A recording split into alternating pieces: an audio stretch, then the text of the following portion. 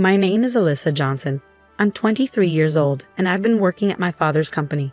I'm also married to Nathan, who's 29, and we've been together for 2 years. We have a 1-year-old son, Leo. Nathan often suggests I should leave my job at my father's company, mainly because he doesn't like my parents. He seems to be bothered by my father's lack of formal education and the small, somewhat run-down company he runs, which manufactures screws and small components. Nathan doesn't want to be associated with it.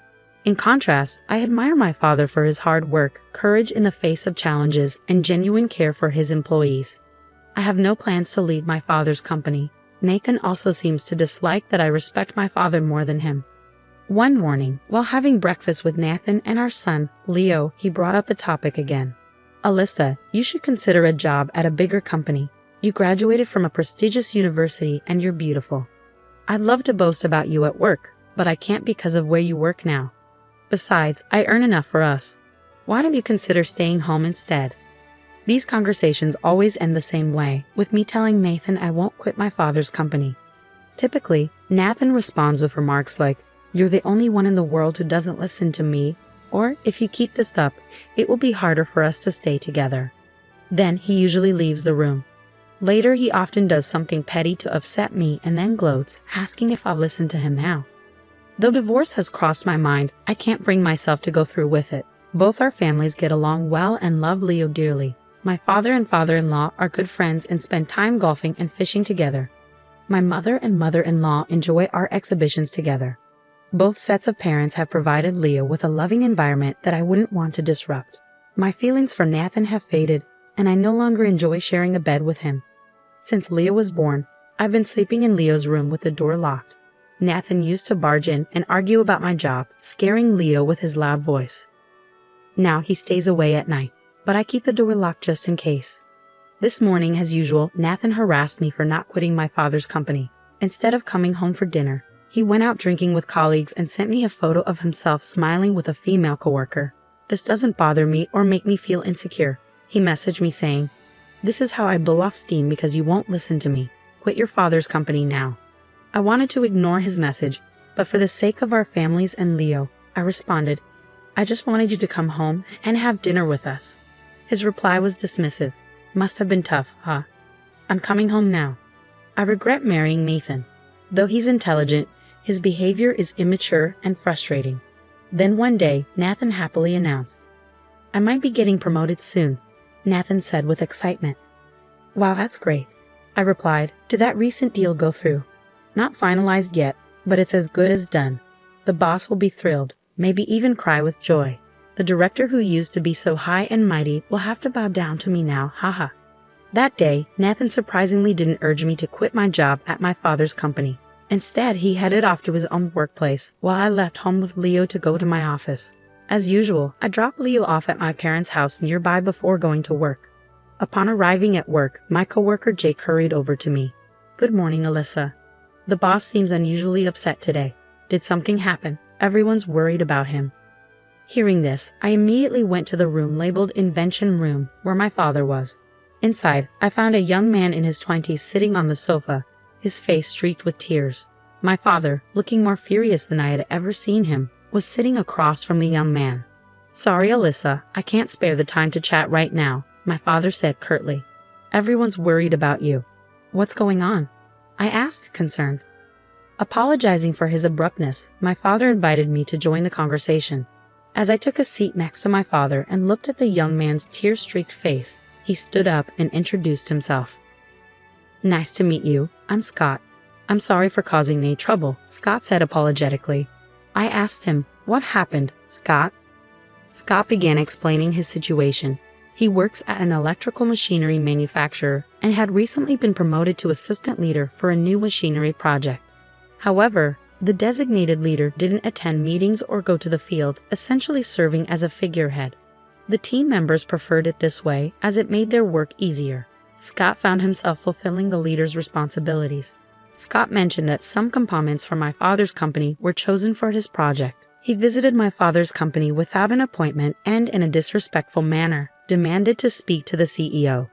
His appearance, marked by unkempt hair and multiple rings, didn't sit well with my father's secretaries, Jackson and Randy. They asked Scott to adjust his attitude and appearance before returning. Unaware of what was wrong with his demeanor, Scott went back to his company and spoke to his boss, who reacted angrily. "Don't let them walk all over you. Assert yourself and tell them we're using their parts," his boss said. Eager to meet his colleagues' demands and use my father's company's components, Scott returned to my father's company. This time, he approached Jackson and Randy more respectfully, asking, "Please tell me how I can improve my approach." My father happened to overhear the conversation and invited Scott into the meeting room for a discussion. "We don't judge people by their appearances," my father began. "I believe they were trying to teach you workplace etiquette," my father explained. Jackson and Randy nodded in agreement and began instructing Scott on professional conduct. "When you visit other companies, they often judge your entire organization based on your presentation. Which type of company do you think would be better received? One where people are well-dressed and courteous, or one that isn't?" they asked. Scott answered, "The former," and apologized, promising to start anew. After making an appointment, Scott returned with a more polished appearance, back straight, hair neatly styled, and no accessories. As we spoke with him, we saw his sincerity and dedication to his work, not just in terms of components, but also his willingness to collaborate and share ideas. This led to successful cooperation between young members of Scott's company and my father's.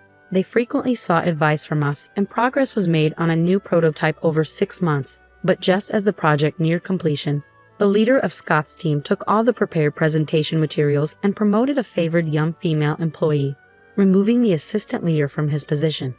The team and collaborators strongly opposed this, but were silenced with threats of spreading rumors and making their work life difficult. Upon hearing this, my father was enraged. Jackson, who had been listening, commented, "Those rumors are just lies, right? You shouldn't be scared of them." Scott explained that the assistant leader's removal was due to reporting a violation of working hours to the HR department. Despite facing severe warnings, he stood his ground. Scott returned to my father's company because he was frustrated with the changes and wanted to discuss everything. "You should leave that company and come work for us, right, boss?" Jackson suggested. My father, impersonating a character from an iconic Western movie, made everyone but Scott burst into laughter. Scott responded, "Despite the serious work you do, you all seem to enjoy yourselves. I've always admired that, and I want to work with you all," he said with tears in his eyes as he bowed to my father. As I listened to Scott's story, something continued to bother me, prompting me to ask him a question. I asked, "What's the name of your company?" And when Scott responded, it turned out to be the same machinery manufacturing company where my husband worked. Hesitantly, I asked further, "Can I ask the name of your team leader?" As I had feared, Scott answered, "His name is Nathan Johnson." My father and I exchanged a shocked glance and held our heads in disbelief. After a moment of silence, Randy commented, "Ah, I knew I'd heard that name before. It's Alyssa's husband." I explained to Scott, "I'm sorry, but Nathan is my husband." Scott responded, "He's the one who gave me the opportunity to work at this company, so I'm actually grateful to him for that." Jackson seemed to have a concern on his mind and asked cautiously, "Given that Alyssa's here, does the favored female employee have any connection to your husband?" Scott looked at me nervously, unsure of how to proceed. I reassured him, "Don't worry about it. I'm in a sham marriage with my husband. I don't have feelings for him anymore." This revelation took my father by surprise. After apologizing to my father for causing him distress, I opened up about all the difficulties I've been experiencing every day, explaining why I hadn't spoken up sooner. He listened and finally understood the situation. "No wonder my grandson Leo hasn't been very affectionate with me then," he said. He went on to say, "I've lived a life I'm proud of, so I don't care what anyone says about me. But it must be tough for Alyssa to keep hearing negative things about her parents. Don't worry though, I'll maintain my relationship with their parents since they're family and friends. If you ever want to come home, you're always welcome." His words lifted a weight off my shoulders.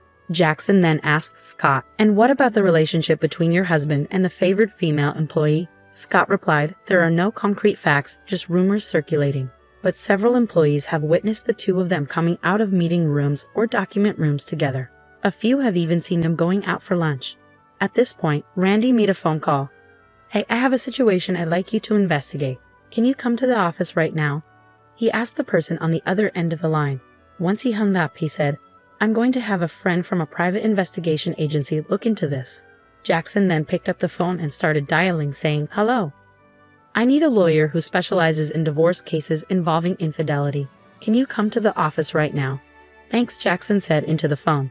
As Jackson and Randy made progress with their calls, my dad chuckled and said, "Your ability to take swift action is one of your greatest strengths." Scott offered to keep a close watch on Nathan and the favored female employee for the time being. Everyone then returned to their respective work areas, and my father reassured the concerned employees by saying, "I'm sorry for causing you all worry, but it looks like we can find humor in the situation now. Thank you as always." The employees' smiles returned, and the usual lively atmosphere was restored in the workplace. My father approached me and asked, "May I discuss the recent events with your in-laws?" I responded, "I just want you to encourage them to continue visiting and showering Leo with affection as they always have."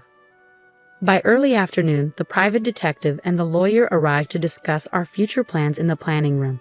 The meeting's contents were shared with everyone present, and it was decided that Jackson, who had returned to the company, would relay the meeting's details to me after work. When I went to pick up Leo from my parents' house, I explained the situation from my perspective, apologizing for not revealing my husband's true nature sooner. I felt guilty for trampling on my parents' beliefs that my marriage was happy. My mother, instead of being upset, seemed relieved.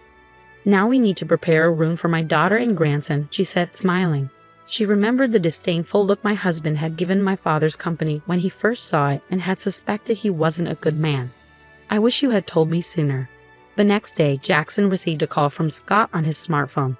Scott had submitted his resignation, explaining that he planned to spend his remaining time at the company on miscellaneous tasks and transitioning his responsibilities without taking any paid time off. The company accepted his resignation, but members of the project team visited the HR department to declare, "We've all violated the company's work rules like Mr. Scott, so please discipline us as well." With resignation letters in hand, the HR department was thrown into chaos. By the end of the regular workday, my husband had already left the office. A meeting was held in the large conference room, attended by the company president, department heads, and the remaining project team members, including Scott. It was revealed that my husband, the team leader, had not attended any meetings or been present at work, nor had he contributed to the project. Instead, he took credit for the work the team had completed, removed Scott from his role as assistant leader, and replaced him with a favored female employee. The company president expressed deep regret at the situation if the allegations were true. Scott suggested that no immediate action be taken until all evidence was gathered. Since the sister-in-law of one of the company's clients was conducting an investigation using a private detective, it was proposed that nothing be said to my husband without concrete evidence. The company agreed to wait for the evidence and then question my husband before deciding on disciplinary action. They asked the team members to hold off on submitting their resignations. Unaware of these serious developments, my husband, who usually returned home on time, came home around 9 p.m. after Leo had gone to bed. He began ranting about how ineffective everyone else was, boasting that he had been working overtime to ensure the project's success. He believed everyone was jealous because he was on the path to becoming a department head after the project's success. Knowing the truth, I couldn't help but chuckle at his delusions. In his good mood, I offered him a few compliments, which I didn't really mean. He seemed to relish imagining himself as the future department head, basking in the admiration and envy of others. My husband kept grinning, fueled by his fantasies. Meanwhile, at work, Scott's plan was set in motion. The team members began to shower my husband with continuous praise. "Mr. Department Head," they teased, "not quite yet, but the CEO seems very optimistic about the project." They flattered him with comments like, "How can we become as competent as you, Mr. Johnson?" My husband was overjoyed and caught up in his newfound popularity, becoming increasingly less guarded. Then, as planned, we managed to capture videos of his affair with a female employee using hidden cameras in the document and conference rooms. In just 5 days, the detective agency and Scott amassed substantial evidence of his infidelity. All that remained was to prove my husband hadn't created the project documents himself. This task was straightforward. Scott had saved the documents on a USB drive, which would clearly expose the truth if the company questioned him and my husband about their contents. Scott and other team members submitted all the evidence to the company. Unaware of any of this, my husband returned home in high spirits. He launched into his fantasies, saying, "I'm definitely going to be named department head."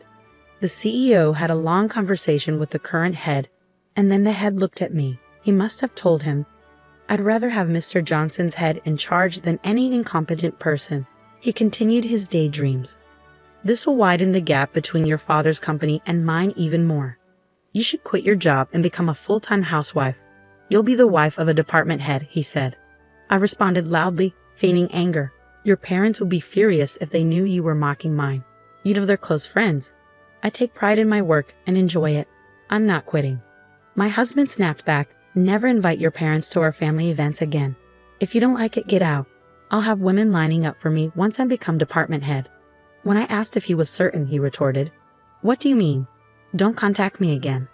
So I replied, "All right, I'll leave," and had him sign the divorce papers I prepared. The next morning, I watched him leave for work in silence. Then I called my father to help me move. As my father, his coworkers, and I loaded our belongings onto a truck, my in-laws arrived offering their assistance. "We came to help," they said, and we exchanged apologies. "Thank you for allowing us to be Leo's grandparents. Our fool of a son is disowned. We're counting on you now," Alyssa, they said, bowing their heads. I held their hands and bowed in return, expressing my gratitude. My father said, "Let's hurry and move everything so we can relax at home," to which my father-in-law agreed. "Let's do that," as they both continued to help with the move.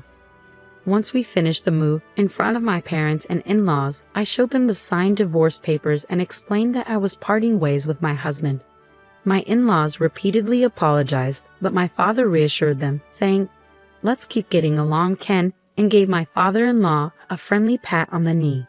My mother chimed in, "Mary, let's continue our embroidery sessions together. There's an art exhibition next week. Let's go." She gave my mother-in-law an affectionate pat on the knee.